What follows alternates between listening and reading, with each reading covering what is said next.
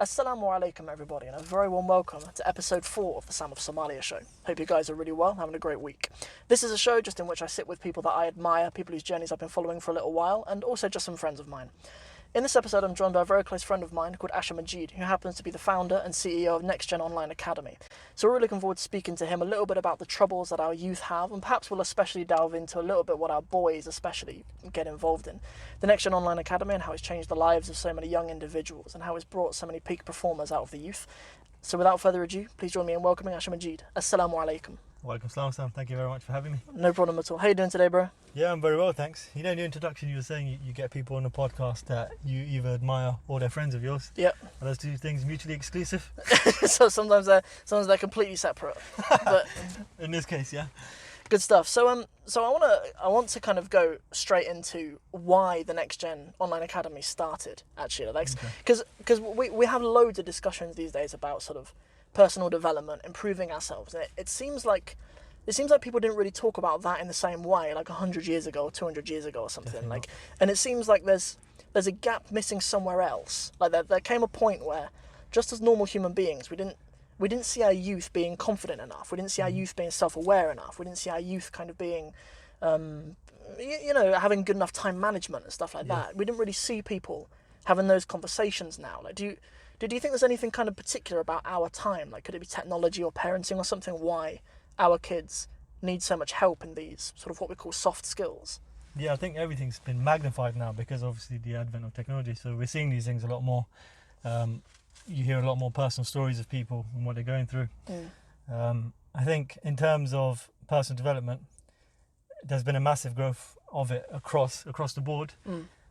So that obviously is filtered down, and we're analysing kids a lot more in that sense through those lenses, because you'll notice, things about mindset and all these other things that are massive now, that have grown because of this personal development literature growing. I think that kids under a lot more scrutiny as well. Yeah, that's true. That's definitely true.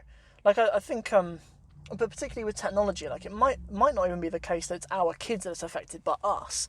If you see what I mean, like a generation before us, and therefore like our generation, like millennials, didn't necessarily get maybe the things that they needed from their parents. Perhaps I don't know. Like I have a personal opinion. This little disclaimer: this is not the opinion of NexGen Online Academy, nor get arrested. Don't get you arrested. Nor little disclaimer, nor is it the official position of Sam of Somalia Limited. but I think that a lot of it can actually come from the fact that perhaps we have less present mothers at home a lot of the time now. Absolutely. Like I think perhaps my parents' generation was maybe one of the first generations where mothers really didn't see it as their primary responsibility to be emotionally present as their main occupation, raising their children. And I feel like, because obviously I used to be a primary school teacher, and I saw that our kids, like, we have kids who struggle to line up properly. Like I might be teaching a class of year 8s, and they don't line up properly, and yet I'm supposed to teach them algebra or the column method or whatever, right? But like, so that's kind of something that I think. Do you know what I mean? Like, have you ever experienced that, like, in your work at all? I think obviously, like, feminism has brought a lot of great. I don't want to annoy any feminists that might be listening. Go for it. I annoy them all the time, by the way. Everything pretty much is a double-edged sword. Technology is a double-edged sword, depending on, what there will be benefits and there will be downsides to things. And I think with the advent of liberal feminism, massive emphasis on women in the work environment, women getting into work and getting into professions that are historically dominated by men. And again, the emphasis just being the C word, career. And obviously there's opportunity cost to absolutely everything. But particularly in this case, when what results is mothers are, the narrative is that they should be pursuing a career, and that should be where their focus is. Obviously, the opportunity cost there is the loss of attention that the kids get in their formative years, which will undoubtedly manifest themselves in some way, shape or form as shortcomings in the future. Yeah, I think perhaps just sorry to interrupt you, but I think sometimes actually there's There's actually an issue from the dads as well, to be fair. Do you know what I mean? Absolutely, Like sometimes with dads, quite often, like you get dads that are there, they're present, like they come home from work and they're there, but as I was kind of saying about emotional presence, and it seems that there's kind of a cross effect. It's like sometimes the behaviour of the mothers affects the boys, and the behaviour of the fathers affects the girls. Do you know what I mean? So to kind of bring the conversation on a little bit onto kind of how we solve that problem. So we obviously have a situation where, like, if we look in the news or we just observe our youth or whatever, or we observe kind of the behaviour of our youth generally, and especially in the Muslim community, we see that we have issues in like, and what I was kind of saying, like soft skills, like conversation, conversation skills definitely, but confidence, I wanted to say, time management and stuff like that, like not necessarily academic attainment. Do you know what I mean? Like, I just say we haven't really talked about, well, we might talk about it later, which was the advent of technology, and I was saying it's a double-edged sword. Okay, yeah. I mean, all these things are going to inevitably impact the youth. I think we talked about the generational differences. Oftentimes, the problem is there's an anachronism in the sense that parents are using their own upbringings as a reference point to solving issues that are very modern issues. And obviously, over a short period of time, there have been massive technological developments, right? We never had Instagram, YouTube, Facebook, all these things. TikTok. Exactly, else. TikTok, exactly. Like, and it's changing so quickly. TikTok's a prime example. So what inevitably that does is, I think, it changes the fabric of the youth.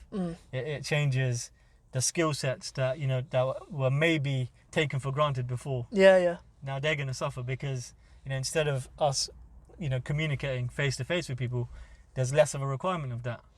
That's true. On a day-to-day basis. So inevitably, the skills that you don't use are going to be the ones that suffer. And then obviously, with the advent of social media and all these other platforms, computer games, whatever it might be, like what I've noticed over the last 10-15 years is kids' attention spans suffered massively because we're living in the on-demand economy as well. Everything is expected on demand. Everything's an app away. Everything's a tap away. Everything's on your screen. Yeah. And all these platforms are designing content that is shortening our attention spans. And so that inevitably, as I said, has an impact on the kids, which inevitably impacts their schoolwork, or where these skills might be beneficial elsewhere. They just don't have them, because to be productive, to be efficient, to be effective, you need a decent attention span. That's just one example. 100%. So yeah. What year were you born in, by the way? 91. Right. Okay. So I was born in 93. So we both kind of grew up with, like just in terms of the technology we had access to, it was all, we had to employ a lot of patience with it. 100%. Do you know what I mean? Like I guess you remember like VHSs, videos where you'd have to hold rewind. Exactly. And and when you did that, like I remember feeling like when you've gone to that effort and stuff, you would sit through a whole film. But like my son's 3, and even though relatively, like as a family, we don't really have a lot of screen time. Like he doesn't watch much, like he doesn't watch much YouTube or Netflix or whatever. But when he does, like sometimes he'll watch half an hour, and he'll be like, "Daddy, change it. I want something else on." Whereas like that never would have been an option. We would have patiently sat for the thing we wanted to watch, and when we did, we would have sat through the whole thing. Like our generation aren't amazing at it, but it's entirely different for our next generation. We never had that many options either. Yeah, true. So you're willing to like, I remember, as you said, like we had to wait around for these things. Which they don't have to do now. Like a PlayStation loading. Remember the PlayStation 1 used to take like 15-20 minutes to load, so you had to wait. And things like that actually do develop those skills. And if you take them away, as I said, these things manifest because they're transferable skills. Right. Patience is a transferable skill. Yeah, true. It will help you in your work. True. It will also help you in your social interactions, your relationships. When things aren't going your way in life, you'd be better equipped to deal with those things if you had patience. But if you've never grown up needing it, it's not when you do need it. It's not going to be there. That's an important point. Like I think, like so when you say about having those kind of transferable skills, like it's hard to see there being transferable skills on the other side. Do you know what I mean? Like a lot of people are kind of pro this sort of technology. I'm not saying that I'm against it. I Yeah. use loads of it in my work, obviously, as a Yeah, YouTuber of and course. stuff. But like a lot of time, people kind of We're argue using that. it now. Well, yeah, we're using it now. Yeah, so like a lot of people kind of say, well, okay, yeah, maybe our kids are kind of less social. They're less. They've got a shorter attention span, but they're surely learning other things as well. But I just at the moment, perhaps at the moment, it's just because it's so new, historically speaking, that we don't see the same kind of transferable skills in it. Yeah. But I wanted to we talked a little bit about how that's the situation perhaps for our youth, and those are some of the challenges that they're facing. So I wanted to talk a bit more about the NexGen Online Academy then, so Yeah. kind of how it offers those solutions, because it seems like regularly you're spending time with kids, right? If you've got someone on your phone, take it, bro. This is Yeah, no, I'll just put this on silent. the so show's if always you've done this candid, at the man. start. If it's important, take it. The show's candid, bro. Invariably, it's not important, so that's all right. Yeah. Yeah, so I was So- saying, so, so like, just give us some kind of in broad terms, kind of what is the NexGen Online Academy? Okay, so NexGen Online Academy it's a focus on allowing the next generation to develop those skills that they need for the modern world. As I said, like there's this anachronistic situation where, again, parents are parenting based on a bygone age, and then the schooling system is the same. Yeah. And the world's changed so much, but the schooling system hasn't changed that much. And so they're not taking into consideration these things we just talked about, these inadequacies that are developing because of technology and the different skill sets that are necessary now in the world compared to what used to be the case. So the whole point of the NexGen Online Academy was to equip the next generation with those skills. And essentially the number one goal is to empower the next generation to be successful. Yeah. Because at the moment they're all being slighted because we're raising them in a way that leaves them inadequate, and then we turn around and we criticize these kids for not having the skill sets that we didn't develop. That's you get people saying, look at these snowflakes, it's the snowflake generation, and they're weak, but these are kids that we raised, and raised in the world that we created. So at the very least, what we can do is help them to flourish in the world. And that, again, exclusively the focus seems to be on academia. But there's at least, the NexGen Online Academy focuses on five different elements that are going to allow the kids to flourish. And obviously academia is massively important because if you want, and that's just the way of the world, that's just me being realistic in the sense that, a lot of people tell you, you don't need to go to university, you don't need to do this, you don't need to do that. But we have to prepare for the world that we're living in. Jay's coming over to say hello, by the way. I was on the roll then. Yeah, we'll speak to him for a minute. We'll come back to the podcast in a second. What's up, Jay? No, we're recording a podcast, mate. I'll leave you to it. Assalamu alaikum. You okay? Where are you going? Yeah. I'm gonna head off to Windsor for a bit. Oh, okay, inshallah. Have a good evening. See you in a bit, lads. No worries. Okay, no worries, bro. Assalamu Nice. alaikum. Cool, yeah, so you were saying, so the first thing you were talking about, obviously the importance of academia, Yeah. right? That we shouldn't kind of, we shouldn't kind of... We shouldn't denigrate it too yeah, much because yeah, exactly, yeah. what I did notice was because I was that way inclined as well because, I was seeing the way the world's going. And but then what I realised was some people were taking it too far, and what inadvertently they're doing is discouraging these kids from doing well at school and then leaving them down the road with more difficulties, with less opportunities and less options.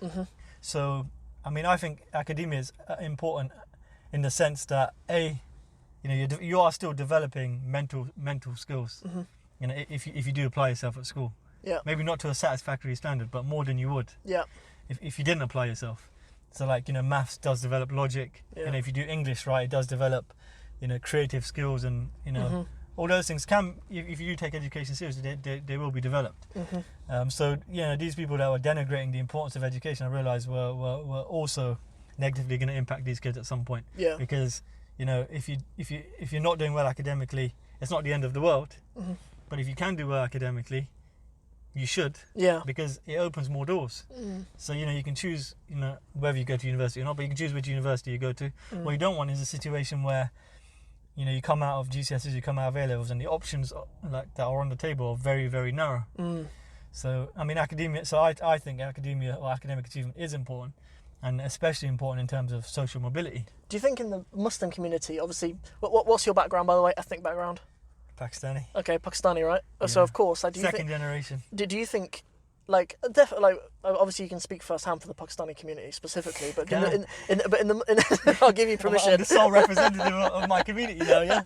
But Better watch what I say. But do you think in the Muslim community generally we actually overemphasize academia as if it's the only way, as if it's the only way out for our youth? Yeah, we do. Do you think that's a mistake? Definitely a mistake. Okay. Definitely a mistake.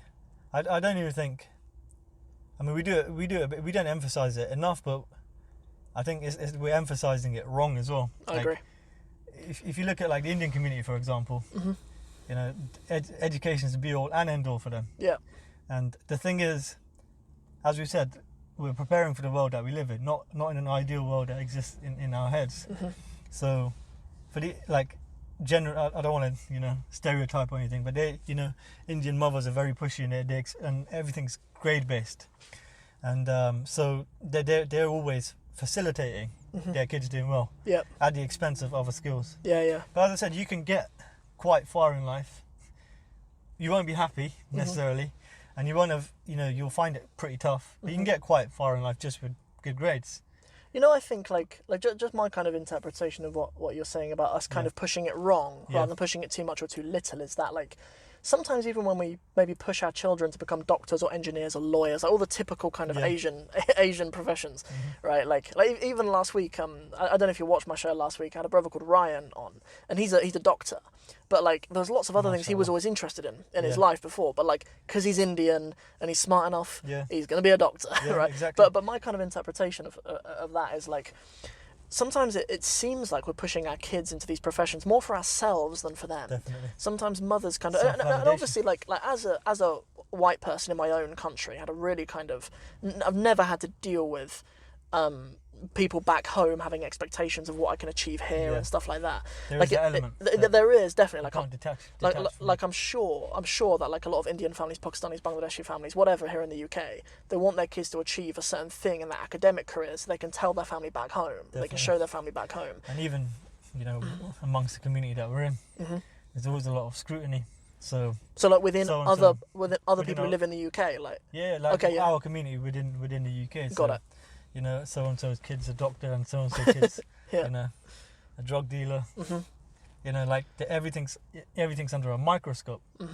So I mean, it's an additional pressure for parents, but which inevitably leads to this sort of situation where that's the be all and end all. Yeah. There's no credit given for developing an open-minded kid who has good communication skills or is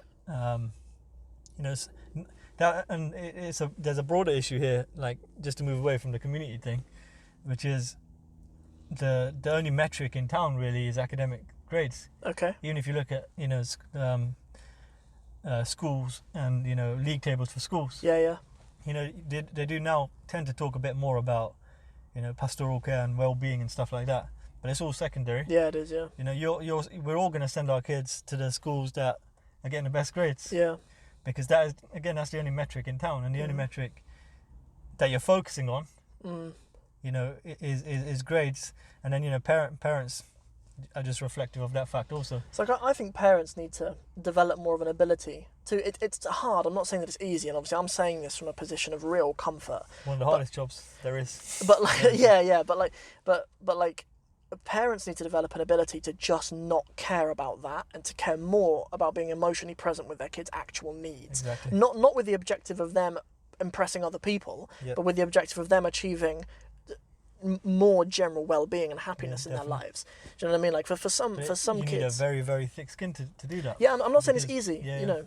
100%. And obviously, like I deliberately make a point of saying like I'm in a position as like a white guy who lives in my own country and stuff. Like I don't have the dynamic of other people who are in the UK back from whatever country you're from, who are also trying to compete with you, and also people back in your home country jealous of you perhaps or whatever, or envious and stuff.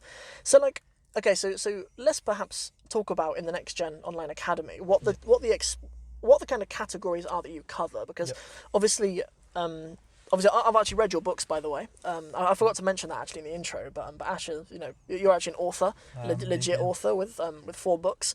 Let's talk about what the titles are and what you actually cover in those books, and then we'll talk about perhaps the stuff that's in the NexGen Online Academy as well. So one of the books, my favourite one by the way, is the one on self-awareness. Yeah, self-awareness is my one that's a favourite. But we also have confidence. Yeah, There's also confidence. time management and productivity. Yeah, time management and productivity. What's the other one?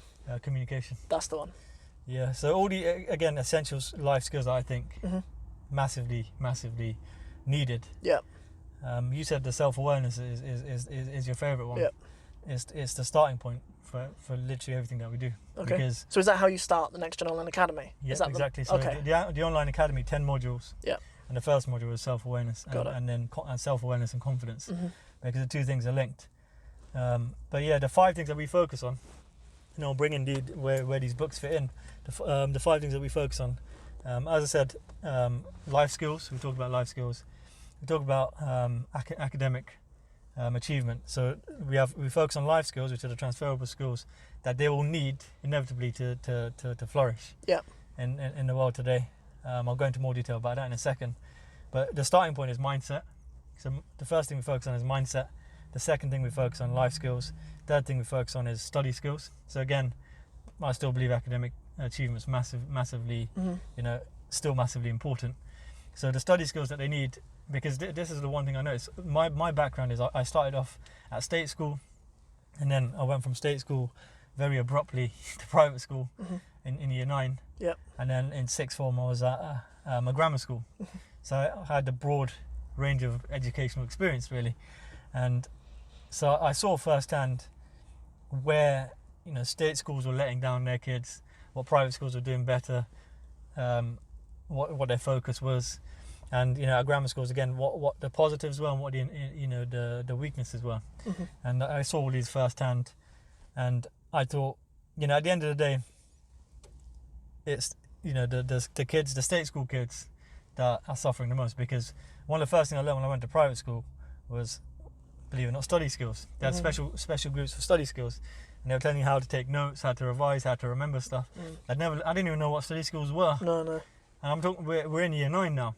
They'd never been taught to me, and all of a sudden I knew how to take notes, and how to revise, how to learn. I was never taught how to learn. Yeah. We were just in class, they were giving us some information, you had to remember it, and everything moving forward in linear fashion. So study skills are massively important, because there's that distinction between feeding someone a fish and teaching them how to fish. Yeah. Because, and it's one of the issues I have with tutors as well, because they're always feeding the kids fish, right? But we focus on study skills. So how can you also utilize these skills in other subjects to make sure you do well across the board?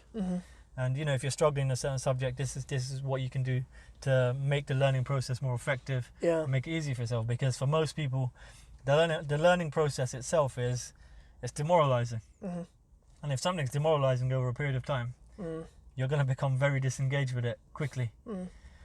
So study skills we do still focus on. The other 2 things are stress management techniques. Interesting. So how to overcome stress and anxiety, because that is massively, we didn't even talk about it until now. Because it's massively, underrepresented in the narrative, because at the end of the day, every kid is going to be affected by stress at some point, and it's going to impact every aspect of their lives. So academics, all of it really, all of these things, academic achievement, for example, at the end of the day is going to be affected by how effectively a kid manages stress or overcomes anxiety. Yeah. So we need to teach them these techniques, because there will come a time where it gets a bit too much. The educational system is as such that it's all linear. So we're learning in a linear fashion. So every time you walk into a lesson, you're learning something new, and then the next week they move on to something else, and then the next week they keep moving forward. They've got limited time to teach a course. Yeah. So by its very nature, kids get left behind. And those who aren't effective at managing stress, that element of being left behind is going to make them massively suffer. And that will represent itself in, or manifest itself in, decreased academic achievement for a start, but also the mental well-being of the child. Yeah. So, but if you don't teach these skills to the kids, they don't know how to manage those situations. And again, that is going to impact them for the rest of their lives. Massive amounts of mental health issues, in Generation Z, our generation, resulting from us not being able to manage situations, stressful situations, because we've never been taught how to. Yeah. There's no reference point for them, so No. yeah. So is that's all of the modules? Is it? Are there any more? So there's 10 modules, but those are the 5 things. So I'll just quickly go over them again because I got sidetracked a few times. So Sure. we've got the mindset aspect, Cool. the life skills aspect, the study skills aspect, then the stress and anxiety management aspect, and then finally the thing was leadership skills. Okay, but one of the main reasons why I wanted to have you on the show and to talk to you about it is because sometimes some of the best projects are times when someone is kind of just scratching their own itch, like something they know that they would have wanted that. Definitely. When they were at school. Like I didn't go to private school. I just went to a state school, and like yourself, like when I was at state school, I never got taught how to learn or how to take notes, but I wanted it though. Yeah, like I was a child who. Child, teenager, whatever, sort of 14, 15 years old or whatever, who wanted it. And I realised, like, when I got hold of some books, I can't even remember the names of them, I got hold of some books just about improving your brain, about taking good notes and stuff like that. Those things, like, when I got some of those things in my hands, I thought, these kids in my class don't stand a chance against me. I thought that feeling as well, Do you know what I mean? Like, I thought and that's what I mean, like, about feeling empowered. The number one mission here is to empower the kids. Yeah. That feeling right there, to capture that and to be able to give it to a whole generation. Yeah, because it's something like, because usually when parents see their kids are struggling in something, usually the main kind of thing we have the lexicon to even talk about is saying, let's get them a tutor. Yeah, 100%. That's kind of all they know. But like, I have a big problem with that. Yeah, me too. But like but I especially wanted to say, like, not only is that quite an effective strategy, it's actually a very expensive one. Yeah. Because a tutor really, like, if you want a tutor who really knows what they're doing, like, you should really pay them £30 an hour ish. Some go much higher than that. Yeah. Some go a little bit lower, but like, and that consistently, like weekly, is incredibly expensive. Massively, whereas like, if you're to invest in a resource once that actually empowered the student with the skills, like you're saying, teaching them to fish rather than giving them a fish, right? That's kind of what I've, from my perspective of it, seems like a big part of what the NexGen Online Academy does, which is really cool, which is kind of why I wanted to bring my audience, wanted to bring the attention. You said about scratching your own itch, that was definitely the case for me. Yeah. And I was lucky enough to make, not very many people get to, make that transition from state school to private school because they don't have the opportunity. How old were you? I was 13. Okay, cool. That's nice timing. Yeah. And just before my GCSEs. Very, very nice timing. Yeah. And, ever since then, I've been conscious of the fact that I was offered this opportunity and other people weren't. And it was almost a lottery in the sense that, I didn't do anything to deserve that chance. So these things I learned. And then, at my core, I was still hanging around with people at state school. I still had the same friends that, I'd grown up with, who had, did not have the same opportunities at all. Yeah. And, again, a lot of it is, I think a lot of it is that, these kids are being slighted, but they don't know. And it angers me that that's the case. Because, these kids, these people, my peers that I'd grown up with, weren't going to do as well because they didn't have the same access to resources, they didn't have the same opportunities, they didn't have the same quality of teachers, they didn't have the same quality of resources that I was just by luck able to benefit from. Yeah. So, as a result of that, I've always felt like I needed to shed light on this and give other people the same opportunity that I had, not necessarily in the same form, but to equip them to, better their own lives, basically. But again, being born in certain circumstances can end up being a bit of a trap. Yeah. So that's what I'm trying to redress. That's cool, and it's the fact that you make it available online and that you can go through the course at at your own pace, literally at any time of day as well. Because obviously, like, the nature of the world is just that families, and especially kids, depending on what school they go to, whatever, they just have different times available in their day, don't they? Definitely. So, like, how long does it typically take a student to go through the online academy? It can take you as little or as long as you want it to. Really. Okay. Because as I said, there's like 10 modules. There's like 8 or 9 videos per module. Yep. You can again consume it in a linear fashion, but you can also dip into the modules that you need at any given time. So for example, if you want to improve your critical thinking, you can just dip into that module and all the resources are there. Nice. If it's your communication skills that you want to improve, you can just dip into that module. So you could essentially finish from start to end the course in a few months. Would you say it's fair But to then you can dip into would you say it's the fair resource you need. really to say, because usually the reason why I ask that, I think, is because with my Arabic programs and stuff, people always ask me how long does it take to finish. Yeah. But really, like, I don't know if you feel this the How long's same a with. piece of string? Oh yeah, exactly. But like, I don't know if you feel this, but really that isn't the right question. Really, Definitely the not. right question is like, it's just for yourself. How will you best leverage all of the value that's in there? There's the other thing that parents don't understand, because it is, as we said, now you can learn stuff online. Most of our generation love consuming content online. Yep. We can consume it at our own pace. And that's, again, a big factor, because one of the very many inadequacies of the schooling system, but again, inherently, is that kids learn at different paces. Yeah. You've got 30 kids in a classroom. Mm-hmm. All of them are going to learn in different learning styles, Mm-hmm. but also be at different paces. So some people are just a bit slower. Yeah. But it's not that they're not smart. It just takes them a bit longer. And so I wanted to give kids the ability to learn at their own pace. So this is what I mean, like, how long's a piece of string? People can consume this content. If you're a fast learner, you can consume this content really, really quickly. Yeah. But it's also about then making sure you incorporate it into your life. For me, I feel like it's almost as valuable because it gives you freedom on timing rather than pace. Because I'm a student who pretty much my memories of the whole of my primary school were just looking out the window thinking about climbing trees, really. But if I'd had the option to consume that information on my own terms, Yeah. when I wasn't thinking about climbing trees, Yeah. I probably would have learned a lot more Yeah, you and would got a have, lot definitely. more out of primary school. Do you know what I mean? Like, it's, but so like, it's I think we're transitioning a bit between. Because a lot of people want to hire a tutor because it's higher perceived value. Yeah. Like a human being turns up to your house. Yeah. Even if your kids look like they're engaged for an hour, they probably forget most of it Yeah, until the exactly. next lesson. Like, you don't And- really make that much accumulative progress. Exactly, a whole week until the next lesson is also, Yeah.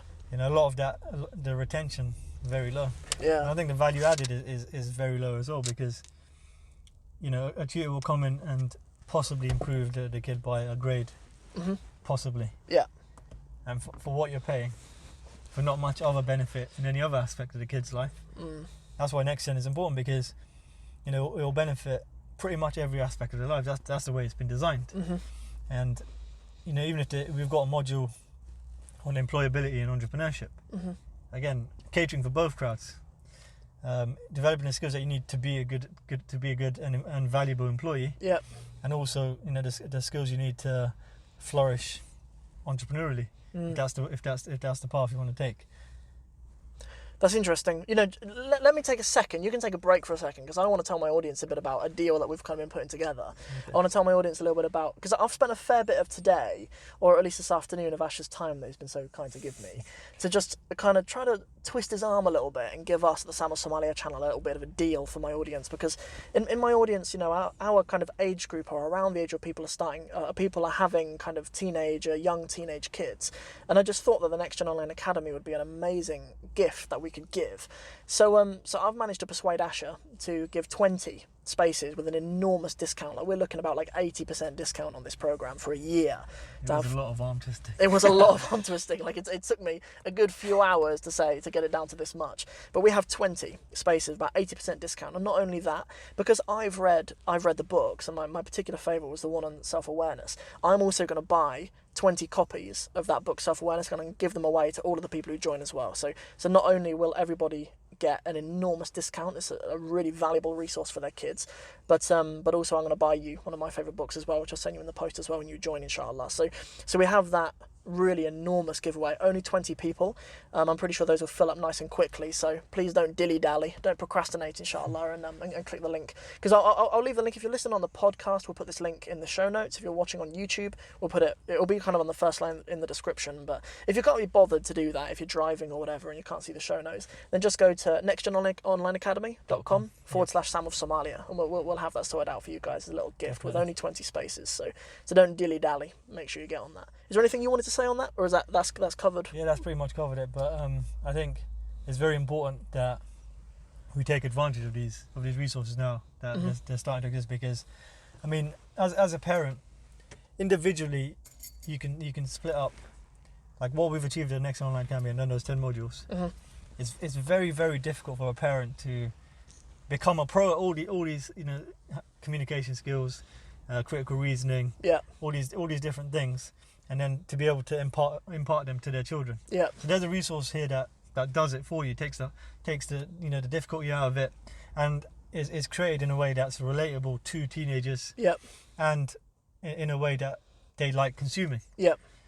So I think it's very, very, very important that we take advantage of these resources now they're starting to exist out there. Something I think is important to mention to the parents out there maybe is like sometimes when, especially here in the UK, we're a little bit more traditional than our friends over the pond in America. But like sometimes parents, they look at kind of online resources and they think, oh, I wouldn't watch this. So they assume their kids wouldn't. But like kind of what we're talking about at the beginning of the show, like how radically different world these kids have grown up in. Yeah. Like we're talking about a generation of kids who have never known pre-Facebook. They've never known pre-internet. Like we were just at the beginning of it. Like we had. Yeah, we saw the transition, didn't we? Like we had no internet, and then we had terrible internet for quite a while. Yeah, exactly. We had terrible internet for quite a while. But like we're dealing with a generation of people who have never known anything other than information on the internet. Yeah. Do you know what I mean? Like that's something important that parents need to not kind of impose their own understandings of learning on their kids. That's really important, inshallah. Yeah, So as I said, it's always important to prepare for the world that we live in, not in an ideal one that exists in our head. yeah, Because that's not going to do our kids any favors at all. I think that's a really good point. Like especially coming from a background of teaching Arabic like I do, like especially in like an Islamic field like that. Sometimes we're very idealistic. Yeah. People conjure up images of how like the earliest generations of Muslims would gather in crowds and sit at the feet of Imam Ahmed and stuff like. But that whilst that's good, do you know what I mean? Whilst that's good, and that obviously worked in those times, right? Like it's very idealistic, isn't it, to think that we'll recreate that now and that it will work for the brains of people now. No, definitely. It's very idealistic. Yep. So I wanted to talk to you about a couple of things. I kind of obviously anticipated you coming on the show, and there was a couple of questions that I put out to my Instagram to see what people were kind of thinking, and one of them was about people's ability to think critically. I said like, are we better or worse now than 50 years ago at critical thinking? Like, what would you say, by the way? Would you say we're worse now or better? I'd say we're much worse. Okay, because and the worst thing about it is we're very delusional about that as well. Yeah, exactly. Because there's this catch-all phrase of being woke. And it is in itself a delusion. Okay. Do you know what I mean? Like, people seem to think that, again, if you got, like, going back to the critical reasoning thing, I think it goes a lot deeper than being woke. Yeah. Woke, for me, if you don't have a liberal view of life, a very liberal view of life, when it comes to the LGBT society or abortion and all these other things, you're not woke. Okay. And it seems to have taken the place of critical reasoning. Yeah. But do you get what I mean? It's an ideological viewpoint. Yeah. That people flock to, and then everyone who doesn't have that viewpoint is not woke. Yeah. Right. But again, it takes the critical reasoning out of it, because a lot of people are just following the crowd. Yeah. Even the woke crowd are still following. Yeah. So I think we're a lot worse at critical reasoning, and this is why. In fact, there's a lot of reasons why we're worse, but one of them is this influencer culture. I'll give an example about that. Like, critical reasoning, it completely goes out the window. Influencer marketing works because critical reasoning goes out the window, in the sense that this influence, the logical steps here are: I respect this influencer. This influencer, is promoting a product. Therefore I should buy that product. Yeah. That's the if you break it down, that's the reasoning that's happening, which is why influencer marketing works. Yeah. But is that critical? No, of course it's not. You know what I mean? Like, so, and that's why it works. That's why they're paying these influencers so much. Yeah. Because they're banking on us not being able to reason critically. Because the argument should be, yes, I respect this Instagrammer or this YouTuber, but just because he promotes a product that I don't even need, shouldn't necessarily buy it. Yeah. So It was interesting that, like, I think it's about 85% of the people said that we're worse now than we definitely, would have been 50 years ago. I agree. Which makes it seem like it is in line with technology, isn't it? Yeah, Like, but the thing that you kind of mentioned, which I think is the most interesting, is that we have the opposite perspective on it. yeah, Like, a lot of people these days kind of think that we're so enlightened because Yeah. we live in 2019 that, like, but really, obviously, we display, like, especially we'll kind of. I want us to talk a little bit about politics, course you do. just for like the end, our favourite topic. just for the end of this show, inshallah. I'd like us to kind of move into talking about politics, just because it's a good conversation. But especially very timely as well with the election. well, exactly, yeah. But also especially with like the turmoil we've been in here in the UK for the past 3 years or whatever with Brexit as well. Oh, Like- yeah, I was wondering how long it would take for Brexit to come up. We've done pretty well, to be honest. Yeah, well, like, but you see with it, like, just what I've observed from 2016 up until now is you kind of have the Brexiteers, Yep. and like the hard Brexiteers are always saying, you know, all these snowflakes on the left who want to remain, they don't think critically, they don't think for themselves, they just follow it, they're just sheep. But Yeah. they're both saying it about each other. Like, it surely Yeah, can't be they're the both case right. that, and they're both right. Yeah, but the thing where they're wrong is that they're saying, well, but I'm not. Yeah. They both saying it about each other, and they're both right. That's one of the most dangerous things when you're that convinced of being right Hmm. that it leads to these delusions. Yeah, And there's nothing more dangerous than a man who's delusional, yeah, I think. yeah. Because everyone else can be reasoned with. But as soon as you're delusioned, you know, you have these delusions. It's very difficult, and that plays out. Yeah. You know, the Brexit debate. You're never going to win either side over. No. You know, you're not going to win the Remainers over. It's very, very difficult Yeah. because, yeah, But the thing that I find almost offensive to the idea of like being a critical thinker in that is that the idea of what Brexit is has changed a lot, Yeah. even since 2016, and the idea of what Remain is has changed so much. Yeah. It's not even really about the policies for a lot of people anymore. It's about who's saying them. yeah, Like, people who are hard Brexiteers. Like, in the beginning, it was like, we'll vote to leave and we'll vote for a party that wants us just to get out of the EU, whether it's a deal or no deal or whatever. They just were aligned to the idea of it.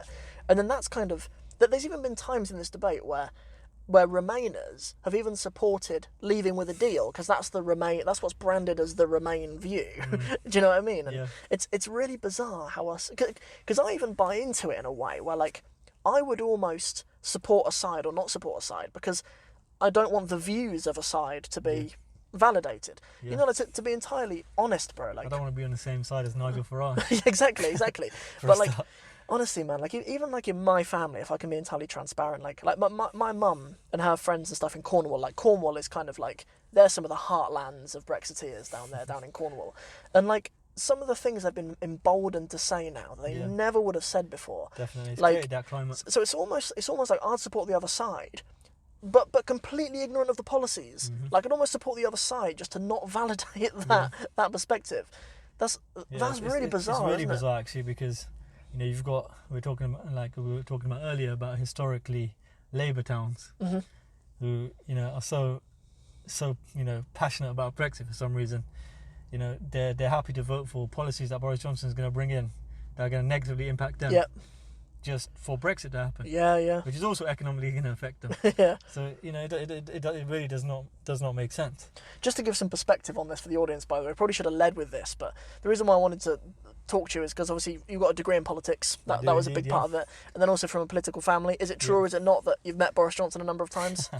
I have, yeah. For my and sins. and also as Theresa very May, bizarre. or has she not been to your house a few times? Yes. She may or wanna openly she, admit this, she but- may or may not have. She may I or may or may not have served her tea Okay, a few times at my house. so you may or may not have had conversations to some degree with individuals who are prevalent in British politics. So I'll be honest, the last election, Yeah. our house was used as headquarters for the Conservative Party here in Maidenhead, which is her constituency. Yeah. So and That's an important point, actually, that Theresa May's constituency is Maidenhead, and that's where you happen to live. yeah, exactly. I didn't seek her out or anything. Yeah. But Okay. she sought me out, so she wanted a cup of tea. Yeah. But So yeah, I have had conversations with these people. that's kind of Yeah, that's I don't really want to go into sort of I don't want you because in I this don't want it to get too political. yeah, well in this show I really didn't want us to kind of align politically. Like, I don't Yeah. encourage anyone to vote for anyone. To be honest, I'm conflicted on whether the Muslims should even vote. I'm conflicted on that personally, but like I want to talk about it because either way it affects us Muslims here in the UK. Definitely. Like either way, You're gonna be, the sentiments of things that are voted for and not voted for, they affect us in some way or another here in the UK. We're not living in a vacuum. No, we're absolutely not. Okay, so is there anything else you wanted to mention? We can wrap it up, inshallah, because we've nearly been talking for like an hour. Have we? Doesn't time fly? I know, subhanallah. Is there anything else you wanted to say? Not particularly, really. Okay, well, I'd like to have you as a guest because I kind of threw this episode on you. Yeah, quite. it was all a bit sudden. Yeah, it was. Then again, it wasn't really because we were talking about it for years. Yeah, I know, true. But Yeah. when it it happened very, very quickly. Yeah, You but turned like, up this morning, didn't you? yeah, but we'll have you on another time, inshallah. You know, hopefully we'll kind of expand on some of the stuff we've talked about with the NexGen Online Academy, inshallah. Yeah, And absolutely. yeah, that's it. We'll wrap it up and we'll go home. I'll let you go home, Perfect. inshallah. All right. Good night, everybody. Take Assalamu care, alaikum. everyone. Thank you for listening.